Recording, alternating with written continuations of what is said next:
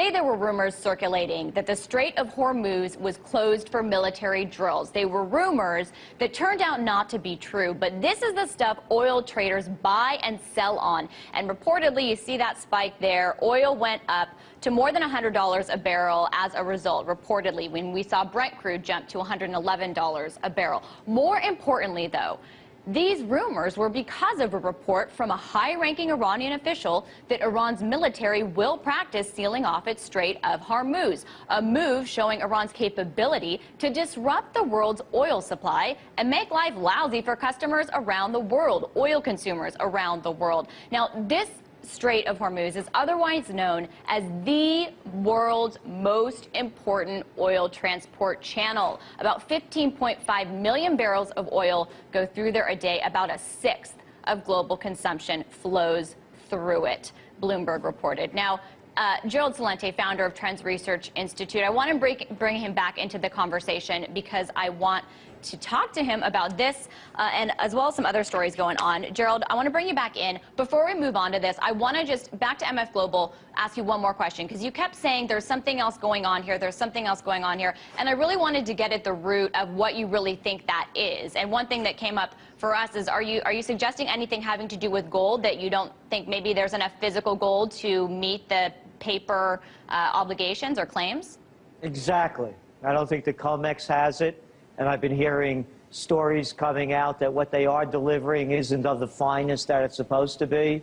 And I also don't believe the Chicago Mercantile Exchange has the money to back what they said they were going to do.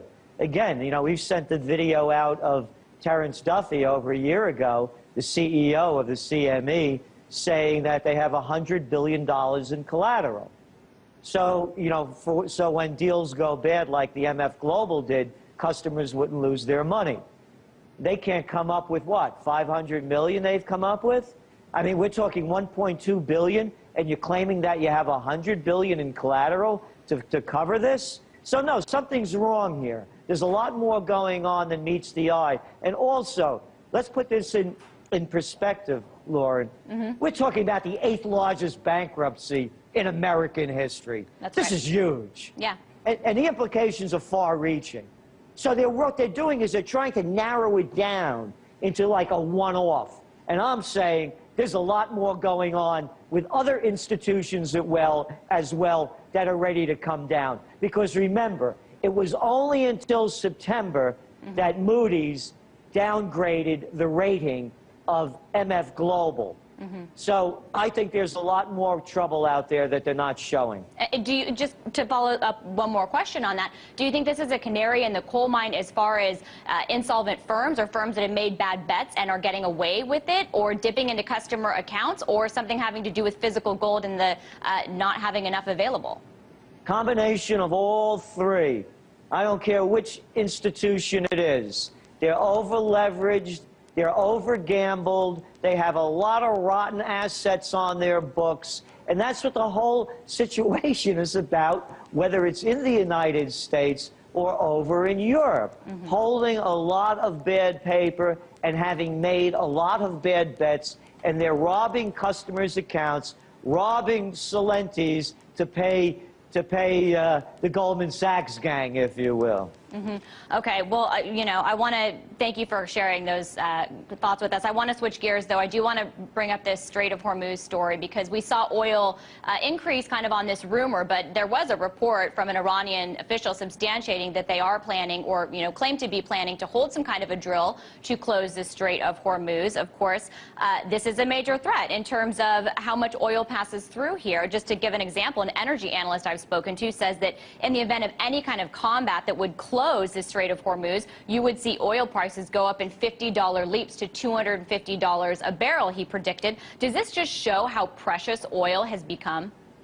Yeah, well, it shows a lot more than that. It shows that we're on the verge of something that could explode into a major geopolitical conflict. Let's put all the ducks in a row over here.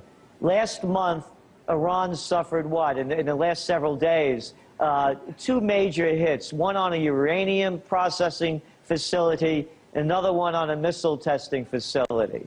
Then they also shot down a U.S. drone over their territory. Suppose a drone, an Iranian drone, was shot down over the United States.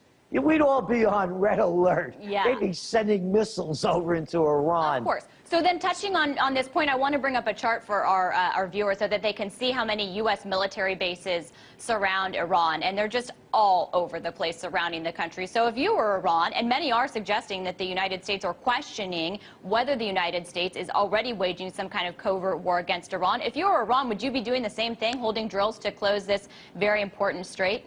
Well, again, this is war already, because the other one I was going to mention are the sanctions.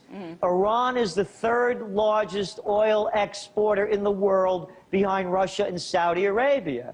And a lot of that oil goes into Europe. And now the Europeans are cutting them out of the market. You take Greece, for example. I think it's like 30%, 20% of Greece's oil. So now they're saying, look, we're loaning you the money to bail you out. You're not going to buy Iranian oil. So what they are creating a state of war by closing off their ability to earn a living. And it's going on worldwide. It's a great point. This is how wars start. I hear what you're saying. Really quickly before we go, because I brought up the FOMC meeting, I'm almost out of time with you, but no big change there. Rates are near zero. However, it is Ben Bernanke's birthday. Do you have any quick birthday wish for him? Well, nah, I don't. I could care less about. Yeah, nah. You're going to pass today on that one. Yeah, look, I have never seen you at a loss of words, Gerald Well, I don't Celente. want to say anything bad about Ben on his birthday. Fair enough. All right, thank you for being on the show. That was Gerald Celente, founder and publisher of the Trends Research Journal.